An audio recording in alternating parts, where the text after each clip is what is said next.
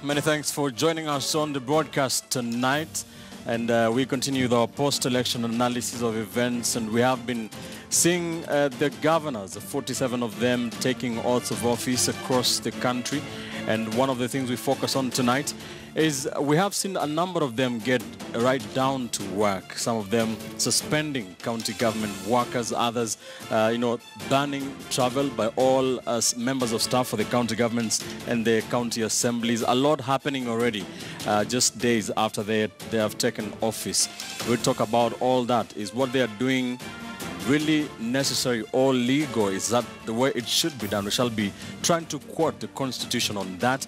And of course, the latest, members of the 12th Parliament, the National Assembly, are saying they will not take the pay cuts that have been recommended by the Salaries and Remuneration Commission under the chairperson that is Sarah Serem. They are saying they will not accept to be weakened by Sarah Serem's commission. That is even before they have been sworn in as members of the 12th Parliament. We'll take a look at what this means, what those numbers look like, and what this means. Are they right to not want to take those pay cuts? Many thanks for joining us.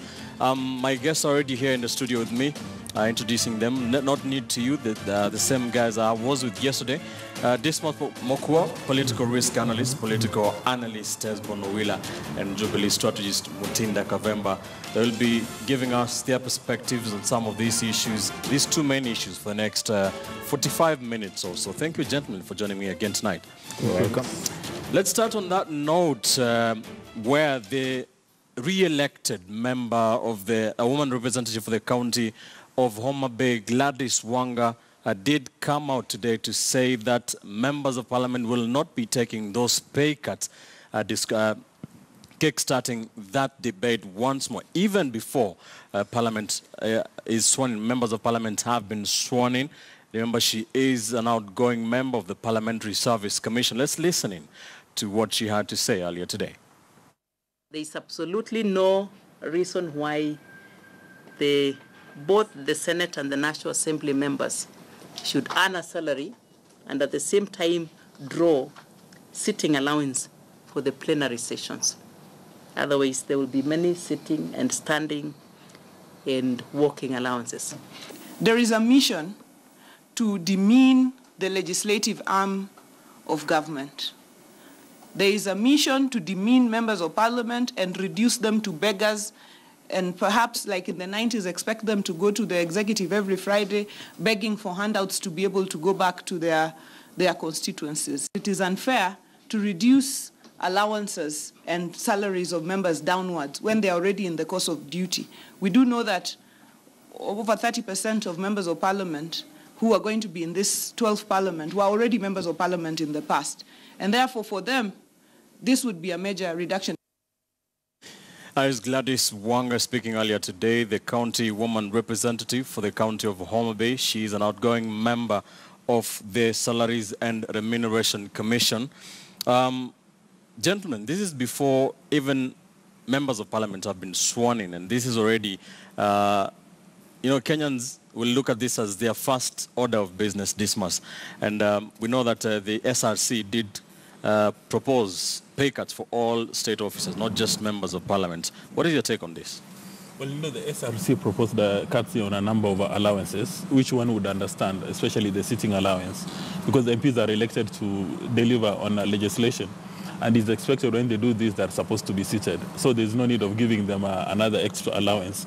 But looking at the entire package that they're taking home, depending on how you do the mathematics, an average of 600,000, in my view, that salary is very low for a member of parliament, and maybe it should be doubled. And in Kenya, we like looking at things from the wrong way. If you want the salary for the top public officers to be immaterial, we should work at growing the economy so that at the end of the day, the amount of resources which is going to the members of the National Assembly becomes a small portion of the entire budget. I would suggest that SRC be disbanded or they up their game so that they're able to come up with very good packages. MPs should get a good salary, maybe as much as 2 million bob, But on that salary, we attach very serious performance indicators so that the MPs are able to deliver on a certain value. Because right now you give them money and most of them don't even show up at the National Assembly. They work on a calendar to ensure they make a technical appearance. And when they go for the committees, they do it simply because they want to pick an allowance. So for you, that's 600,000 shillings on average, as you say, 621,000, I think. Is it too much or is it too little? Which is which? That's peanuts. And let's look at somebody who's coming to the assembly for the first time. You are coming to Nairobi for the very first time. So you are expected to get a house, say on a mortgage, and you don't have a grant this time around coming from the government, from the Parliamentary Service Commission. You are expected to get yourself a good car. You don't have a grant coming. And say if you're taking a mortgage from a normal commercial bank, you'll be expected to pay it within a duration of, say, 5 months. If you look at the salary they're earning, it means that you will be required to pay up to 300,000 per month. You are expected to take your kids to top private schools because our public schools are in shambles. So in as much as we may want to say that these MPs are, they're gluttons, they're not sensitive to the public needs, we need to look at the role. You need to pay these MP a good salary so that when they're at the National Assembly or at the Senate, they actually focus on their work. You need to pay them a good salary so that when they're at the National Assembly, they're not invading the CDF kits or they're not invading. Because right now, there's no mileage, they're getting no grants. So instead of an MP now sitting at the National Assembly, going through research before a bill comes to the National Assembly or before a motion, doing a bit of research. Because, we've got very shoddy pieces of legislation because these guys are never serious. They're all over town running, looking for money. Right. And before I complete that point, the reason why MPs are supposed to have a pay review or a high pay is because of the Akuwimi Commission and the Coca Commission, which said, let's pay these MPs a fair amount of money. Because you recall in the past, during the President Moi administration, Parliament used to be an extension of the office of the president. They used to earn 5,000 a month. So every Friday, they would form a long queue at President Moi's residence because they want to be given stipends. And I suspect that's the same thing that the current administration wants to do, to give them peanuts so that every Friday they go and queue. But when you started, you said that, Kenya should be a good economy so that the members of parliament can afford that. How would you compare what they earn? Because some people say they are some of the best paid lawmakers in the world in comparison with what the rest of Kenyans earn from the same economy. Well, there's a huge disparity because when you compare even, if you look at 621,000 in absolute terms and you compare to somebody who stays in Kangemi or Kibera what it earns, it's a big margin. But let's look at the role of the National Assembly and the Senate. They're supposed to come up with very solid pieces of legislation to take us to the next level. So when you're doing those comparisons, we should look at their intellectual infrastructure, and we are assuming that the Kenyans who voted for these MPs, actually, the choices were very wise. So we shouldn't start eating on them. Hesbon, what do you think? First, I want to agree with Dismas that, there's a sense in which we need to take the role of members of parliament seriously. And the three roles that they perform, key roles, first is to oversight the executive, number two, legislate and represent.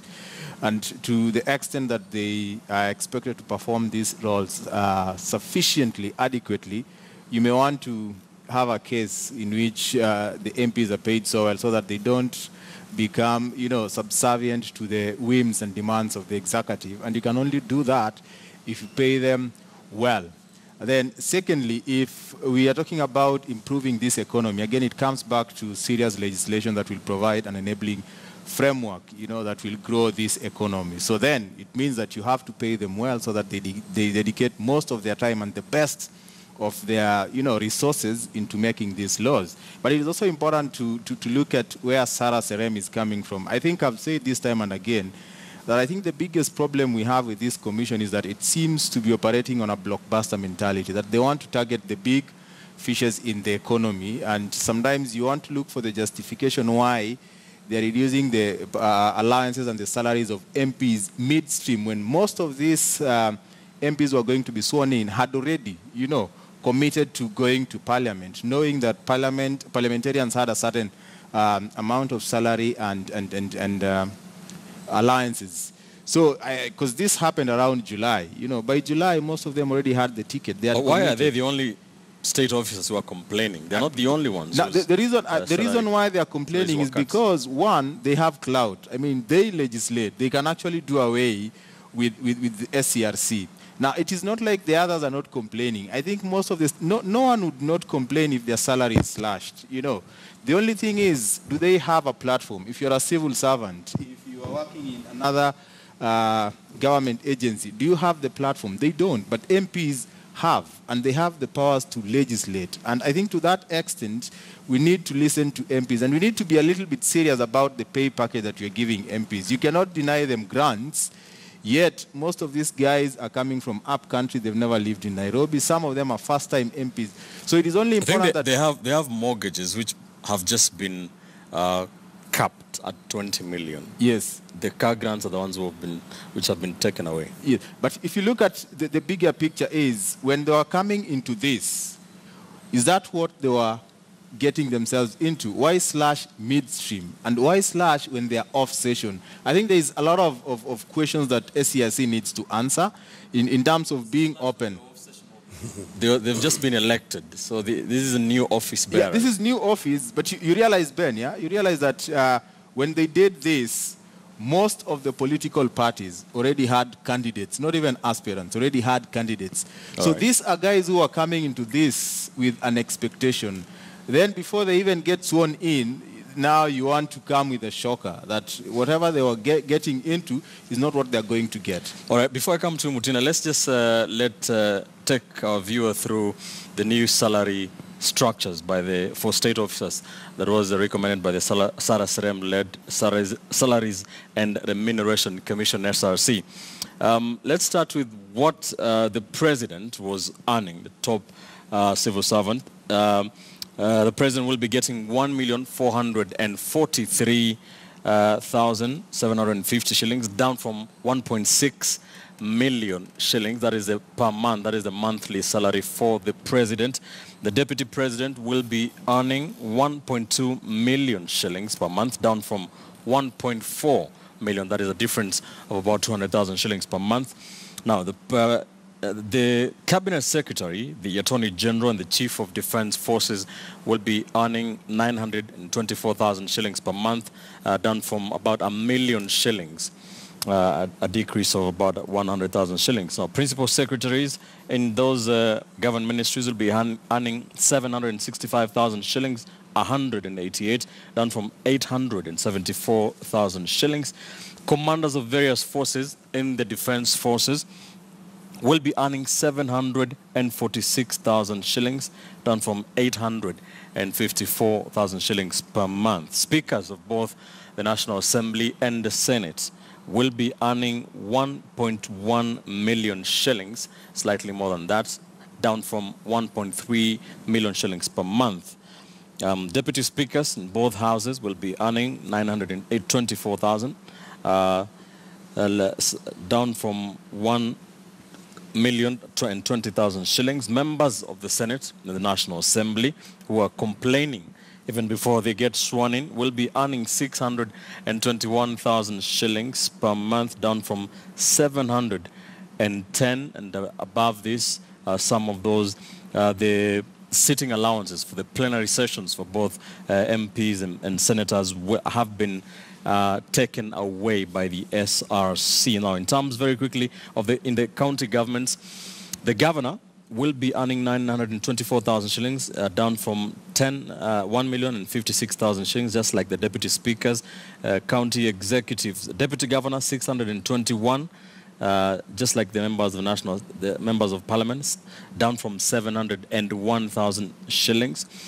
County executives will be earning 259,000 shillings per month, down from 350,000 shillings per month. And members of the county assemblies will be earning 144,000, slightly more than 144,000, down from 165,000 shillings per month. Now, in terms of those allowances that have been slashed by the SRC, all governors and their deputies will not get any allowances. Those have been slashed. Reimbursable mileage allowances for the legislators, members of parliaments, have been slashed. Special responsibility allowances have been taken away, as well as sitting allowances for attendances by members of the Senate and National Assembly for those plenary sessions. That is a new salary structure, Mutinda, for state officers.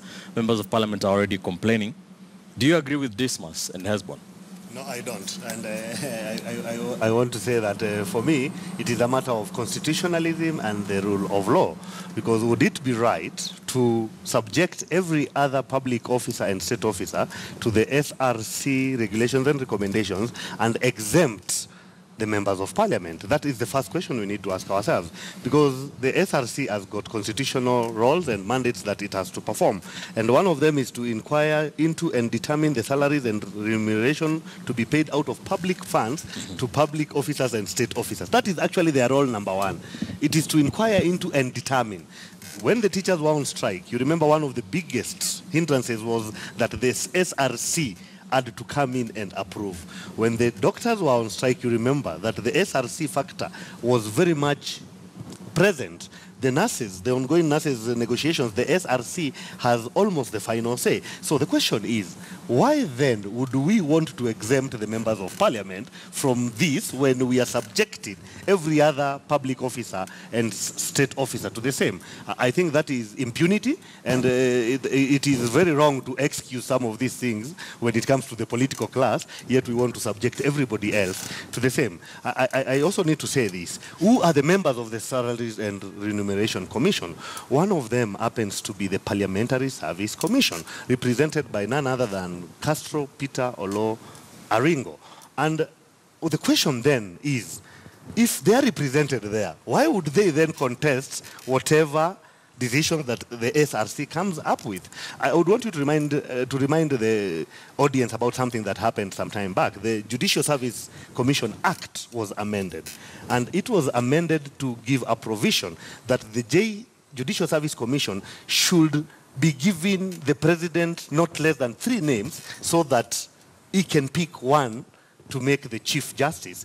The High Court ruled that that was not proper. And what was the basis of the High Court ruling that? The High Court ruled that and said that the president cannot have 2 chances to decide who is going to be the Chief Justice, because in the Judicial Service Commission, there is already someone who sits in that Judicial Service Commission as a representative of the president, appointed by the president and purposely to represent the president. And on that is why the name of the current CJ was given alone, because of that ruling. So you ask yourself, why then do we want to give Parliamentary Service Commission that privilege, that they sit in the SRC, SRC comes up with a decision and they want to go out of it? All right. I think that is impunity and it should not be allowed. If we are to let the independent constitutional officers do their job, then we all should be subject to them. Because even the Judicial Service Commission, for your information, sits in the SRC.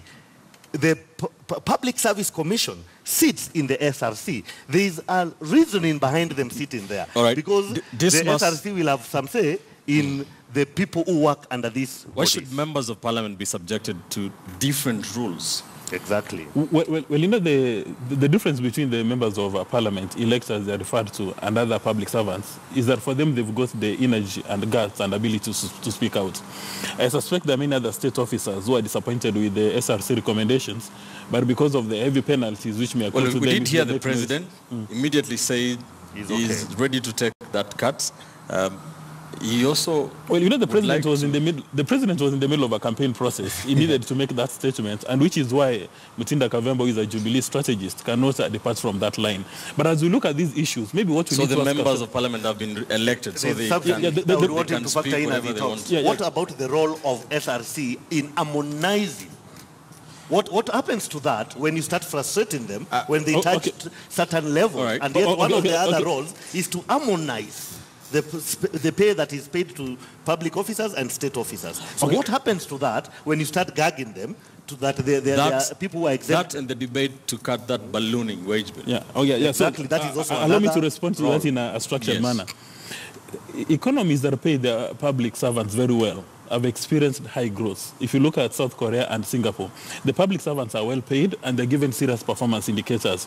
Maybe what Sarah Serem should be addressing is the disparity between the salary the top public servant in Kenya earns, that's President Kenyatta, or probably it could be the guy in charge of Anti-Corruption Commission, and the lowest, so that you reduce the disparity. So that if you're paying a messenger at the National Treasury 5,000 shillings per month, that amount of money is able to sustain them. That's what Sarah Serem is supposed to be addressing. Isn't that what she's doing? Yes, no, but no, she's addressing discussing it in a very shoddy way. I actually don't know why she's still at work.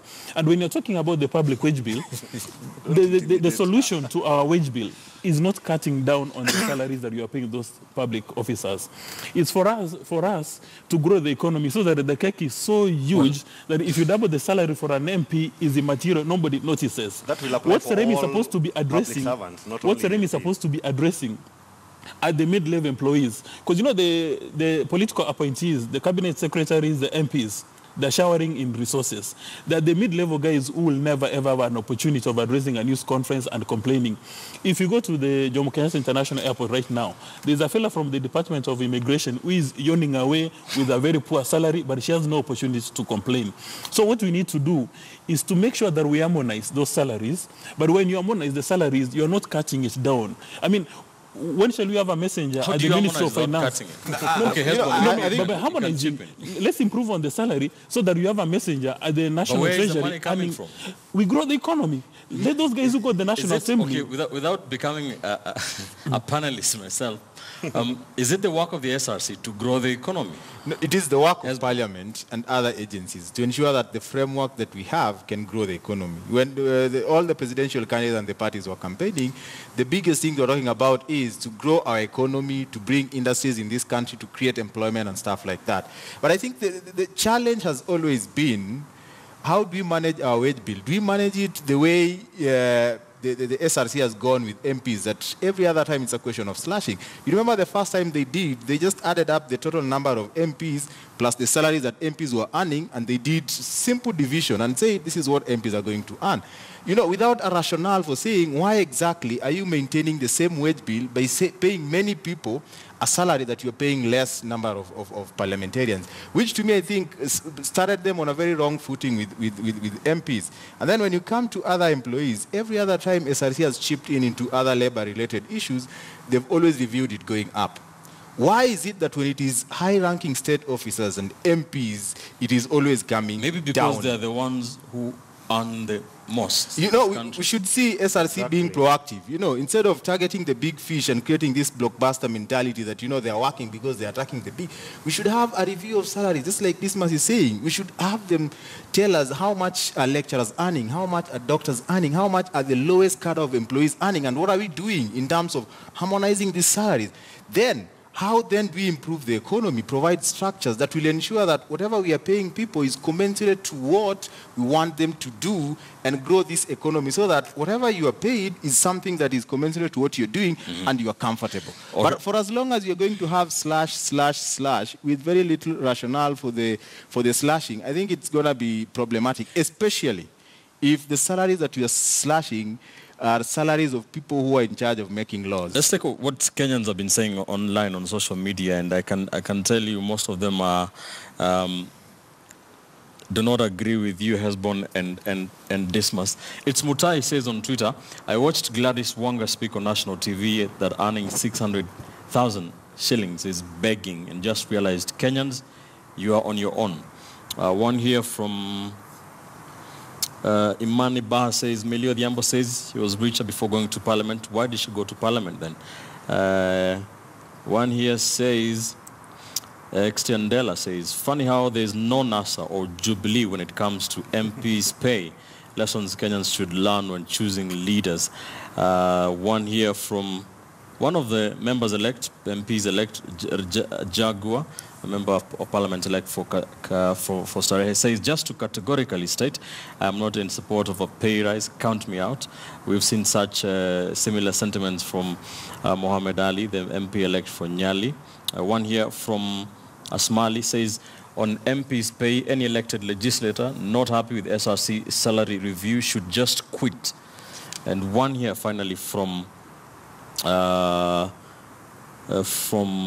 Stephen Dungu says, this level of impunity began way back at independence. We need to deal with this animal. It's sickening. MPs pay. Mutinda, what is your final thought on this? Yeah, my final thought is on the last comment. This is about impunity of the political class, and it is unfortunate that we are here trying to justify it, yet we went into a referendum, voted for a constitution that created independent offices and commissions that had very specific mandates. SRC happens to be one of them. They are doing their job. we want to now come in and complain on behalf of the big fish, yet when doctors and nurses and teachers were being told that they can't move without the blessing of the SRC, we were all quiet. I think it's really unfortunate. We should be supporting the SRC because they've gone out to rationalize and harmonize the rest of the public officers and state officers, yet we want to be the ones who are coming out in defense, even trying to say that they should get that money so that they take their kids to private schools, yet it is their mandate to ensure that public institutions are functional. I had my co-panelist there give such a justification. It's unfortunate because one of the things they should be doing is to ensure that the quality of public services is such that you actually probably go for private sector because of that extra thing that you think you won't get in the public sector. I was reading an article the other day that private schools in Rwanda are closing, and they are closing not because the government is telling them to close, but because the quality of public education has gone so high that there is no longer demand for private education. That is what we should be challenging our MPs to do, not justifying why they should be paid high to take their kids to private schools, yet they are running our public affairs. I think it's unfortunate that we can try to defend their high pay using such a point. Make a statement. Yes.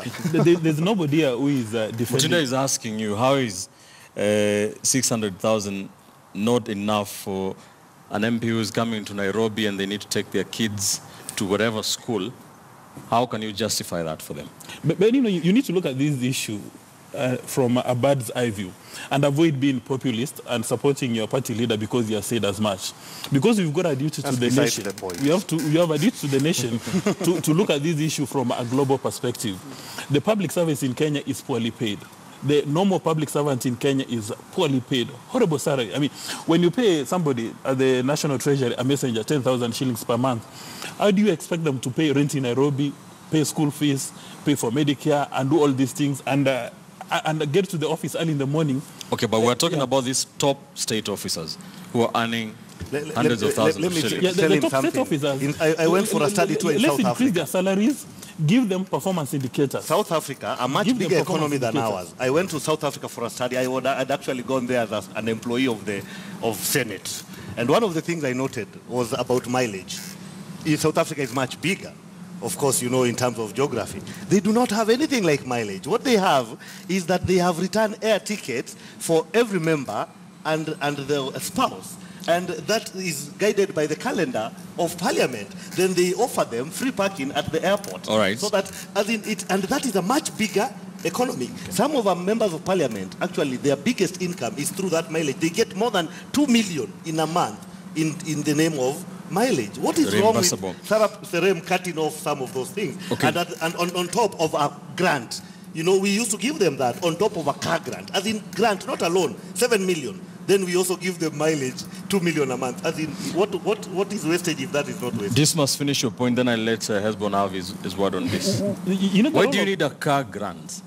Number one, the role of a public service in any part of the world is to catalyze socioeconomic life.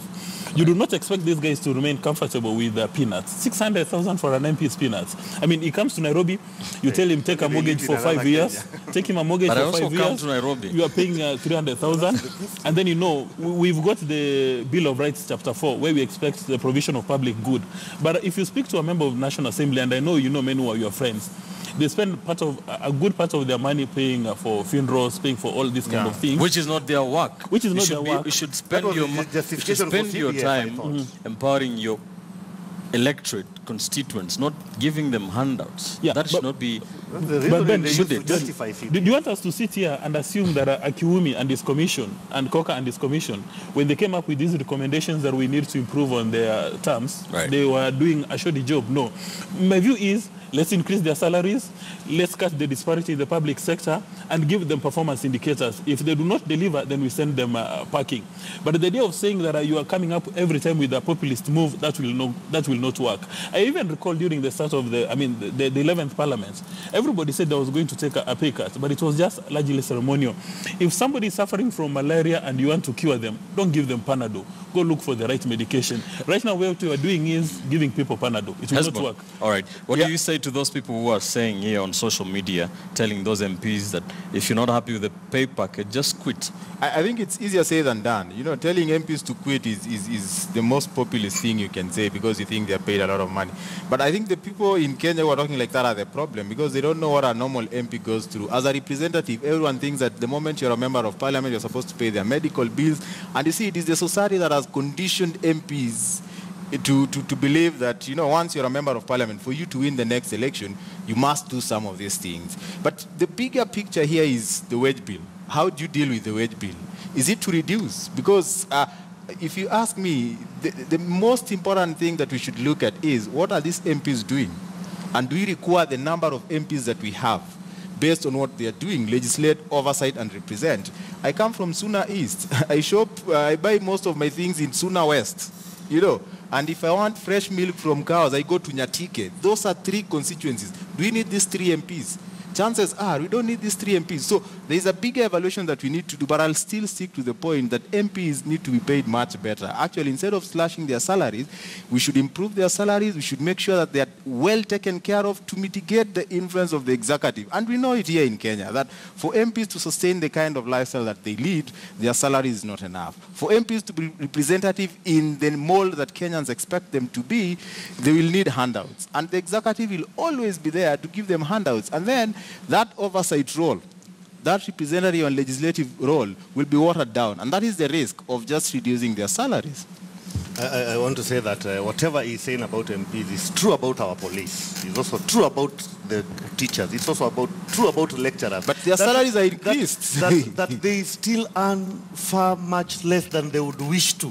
Why then do we want to make a case for the topmost? Yet these other people are also Hezbollah is saying they still get an increase. Can we compare how much No, the thing is, whose job is it to harmonize? When they are doing their job, we start coming in with all other. They've got better data and more reliable data than us. That's why they are paid to do that job. So why are we starting to question them when only one category has been touched, yet we were not questioning them when they were doing this for the rest of the people? That's my issue here. And that is promoting impunity among the political class. He's talking about the Akiumi report. They have that, of course. If they have to have some raw material to determine how they are going to pay the different groups, they have to have that. So, such reports. There is also the Philip Ransley report about the police. Why is he not talking about it? Has it been fully implemented? No, but it is work in progress. So the thing is, we are in one country. We have to understand what our challenges and limitations are. It was unfortunate for you to use those challenges and limitations when you're talking about paying police, paying teachers, but excuse them when you're talking about paying MPs. But when you're talking about police, you're talking about teachers. They are all very important. Wait, who is their representative? If they need to have a voice, if they need to have proper legislation, you need a member of parliament. And therefore, if you want a voice to speak to these issues affecting all these other cadres in the society, they are only keen on there. That's why we need to be the ones reprimanding them. And you see, are you saying they do the most important work in this country? They do the most important work. And, you know, the risk is, if you don't have proper MPs who are doing what they are required to do without any other undue influence, then you're in trouble. Then it means that even the interests of other people who are looking at their salaries will not be taken care of. Police do very important job. Doctors do very important job. I know they do very important job. It is wrong for you to start putting it like MPs do much more. On your point, you see, when you have an MP is a representative. He is elected. And is elected to legislate, provide laws that will protect police officers, doctors, common mwananchi in the hands of chiefs, and every other person. You have said that your most important factor is so that they are not compromised, so that they can carry out their oversight role. Yet we do not see them and legislative. Yet the only time we see them having such a bipartisan approach to things is only when they're talking about their salaries. Exactly. Yeah, because I think that is the most important thing that has never been addressed. That we want our MPs to legislate, to oversight, and to work for the people they represent. Yet we are not paying them what is commensurate to what they're doing. What are we doing? We are making them subservient to the executive as they look for ways of satisfying the interests of the people that they represent. Our constitutional dispensation, who then should decide what they should be paid? Because the law is very clear that one of the things they can't decide is their salary. So who should decide? The question, when the SRC does it, we are here defending them. No, So we should do that. No one is defending MPs. I think the point you're making is very clear. I believe that the SRC is in a better has to be position. very proactive. It has done that. No, we have to understand that this is not an affront to the people in power, that this is something that is in the interest of Kenyans. And if you look at the bigger picture, I think the interest of all Kenyans is not just to slash. But Kenyans don't agree. Serem is okay. Is it possible that maybe the problems the country is facing right now concerning the pay of these top state officers is maybe they have been paid too much in comparison to the rest of even the state officers, the other state officers? So maybe that is where the quagmire, is it possible that is what's happening? No. The problem in Kenya is poor economic growth, that our economy is not growing at the right speed. That's why we seem to imagine that the MPs, the salaries are earning are very high, which is very erroneous. I mean, like for instance, if you compare an MP and a governor or a cabinet secretary, for the cabinet secretary or governor, they're given an allowance of up to 10 domestic workers. They're given a driver, they're given a cook, they're given, so many benefits that if you put a monetary value, it's much higher than what the MP is earning. And when you look at SRC, when they want to address the wage bill, they cannot address it in isolation. That's what the guys who read management say, asylum mentality. No, you're supposed to address this thing in unison. And if you compare it with the old society, but the MPs are supposed to be philosophers. Dismas. Sorry? They have not just focused on the members of parliament. But you see, earlier on we said the reason why there is noise coming from the members of parliament, for instance, when Gladys Wanga speaks, she knows there's nobody who's going to punish her, at least not in the next 5 years. But if you get a cabinet secretary who is furious about these pay cuts, the moment you raise your finger, then you are fired, you go home the next day. It's only the MPs who can come out and speak. And you see, Mutinda Kavembe has complained, or rather said that the issues within the police that we are not talking about. I mean, a few days ago we saw one of your journalists doing an investigative piece. There's not a single traffic policeman who's been complaining about a pay. But when they were being vetted, we discovered that an average traffic policeman is actually a millionaire. They're transferring up to 70 million shillings per month. So what we need to do is come up with a harmonized policy. We attract, retain, and reward the best human capital in our public service. We give them performance indicators, and we punish them for impunity, mediocrity, and corruption. Because you see, what we are trying to save from this wage bill is 2.6 billion. But how much money do these public servants steal? According to the head of the public service, it's up to a third of our budget. So we need to look at this from a holistic perspective. Pay them well, give them performance indicators, and punish impunity, mediocrity, and corruption so that we make progress. Using an example, if you're running a company in the private sector and your profit starts going south, the solution is not to cut down on wages. The solution is to work on the top line, make more sales so that your salary is not a big percentage of what you are paying.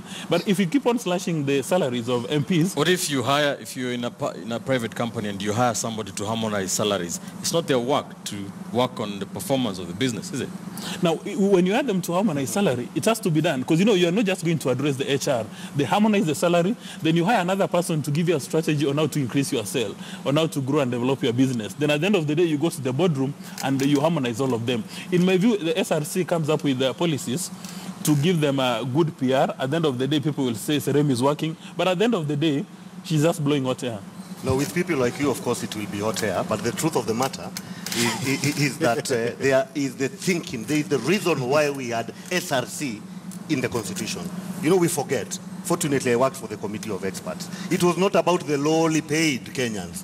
That was not the reason why we decided that we have to have someone to check. You remember, initially, before we had SRC, the first member of parliament, the first business of parliament in every session used to be increasing their allowances. So the motivation behind Kenyans wanting to have something to limit the way people pay themselves was actually about the top people. Yet now, when they are touched, we are all over trying to justify and explain why they should be exempted. Then you wonder, what was the rationale? Because do you think we were going to have in the SRC because of sweepers or the police? No, please. It was because of the big people, the gap they had created between the bottom and the top. And that's why we said we need this to be checked. We created an independent constitutional office, which we are now casting aspersions on and trying to accuse of being populist when they are just delivering on their mandate. Right. And their mandate, like I've said, was not to deal with the small people. It was to deal with those people who actually are in a position to even abuse those positions by paying them extravagantly, like had been the case. We were trying to correct something that was happening in our past. All right. Yet now, we are here again trying to, so the thing, and that's why I said, to me, this is a question of constitutionalism. It is about rule of law. Whatever details they are giving, I can swear that Serem team has got better capacity, more information to make the decisions they made than whatever points they are giving. All Not right. because of anything else, but because they are me paid to do that. That's why they are there. All right, as I get your Ben, final comments, gentlemen, I'll start with you, Dismas. Ben, You can respond to all that and then tell me, what is your take on the disparity between the top, what he calls the top earners in terms of the public service and the law and that gap that has been created? What is your take on that? And if you say they should earn more, isn't that gap just going to go even bigger? Exactly. The reason for the existence of SRC is to attract, retain, and reward top talent in the public service. The raison d'etre is not to cut on salaries. Now, the disparity is so huge, it's unacceptable. In mature economies, and I don't know why we keep on going to, South Korea and Singapore, and our age mates, it's not, the differential is not supposed to be more than 6 times. But in Kenya, you'll find the fellow in charge of the Anti-Corruption Commission earning up to 2 million, and a messenger in that office earning 20,000. The disparity is so huge. That's what Sarah Serem is supposed to be looking. But the easiest thing, instead of looking at the mathematics, the easiest thing is to say, we are going to cut at the top. And you want to save 2.6 billion, and then create a very strong incentive for the same public officers to go and steal. What one would expect Sarah Serem to do is to Are you not just harmonize creating those excuses for them? No, I'm not creating it. I'm just trying to be. I wish members of I'm trying parliament to be would be realistic. vetted like the police, because he's given the notion. I want to be. I want All to right, be. your final comments, Dismas. My final thoughts. My final thoughts are that the average public servant is poorly paid. The messengers, the mid-level servants are poorly paid, and that's where Serem is supposed to zoom in. When you zoom into the MPs, you know that you can predict how the MPs are going to react. It's going to give you good mileage, and probably your seniors will be happy with you. You go home smiling. All right. Hesbon, your final thoughts? Ben, I think where we work, and I've worked for some years in the private sector and the public sector. I mean, when they are doing salaries review, it has never always been cut the salary. It is a question of evaluation of the job description of each and every employee. Look at their performance indicators and the effort they put and the amount of money that they are paid. And more often than not, you realize that there are people whose salaries are increased, there are people whose salaries are decreased, there are people who are fired, there are people who are hired. Now, what we seem to be getting from SRC every other time is slashing of salaries. My take is they need to be a lot more proactive and engaging in terms of how comes they are not going out of their way to evaluate. Do we need this number of MPs? Do we need to increase the number of MPs? What do MPs do? What are the challenges? Is there anything we can do for these MPs to ensure that whatever we are paying them to do, they actually do 100%? So the logic is very simple, that it is never always a question of slashing down the salaries. And the more you do that, the more you attract the wrath. And attracting the wrath of MPs who make laws is not one thing that you'd want to attract to yourself. Mutinda, your final thoughts? My final thought is that SRC should stick to its mandate. It should do whatever it is mandated to do without fear or favor, and part of it is to harmonize. And I think I have to commend them for taking the bold move. We know from our history that it was not going to be easy, neither is it going to be easy, but they should stand their ground. And if need be, there should be an interpretation of the court, whether it is optional for Parliament to take this or it is binding on them now that it has been given as a recommendation. I think we shouldn't budge. we shouldn't be bullied, and I mean SRC and Kenyans, because we passed this constitution, and we should ensure that we give room and space for all our independent constitutional offices to deliver on their mandate so that we can enjoy the kind of Kenya we envisaged when we created these organs. All right, that's where we leave it. Thank you, gentlemen, for joining me on this very passionate discussion. Mutinda Kavemba, Jubilee strategist, Hesbon Owila, political analyst and political risk analyst, Dismas Mokua. It is a story we shall continue to keep an eye on. Kenyans, especially on social media platforms, furious with the members of parliament. They say even before they are sworn in, or before they take their oath of office as the 12th parliament, they are already starting to, plan how they're going to increase their pay. Of course, that is what Kenyans are saying, especially on Twitter and Facebook. We shall continue to follow this story for you.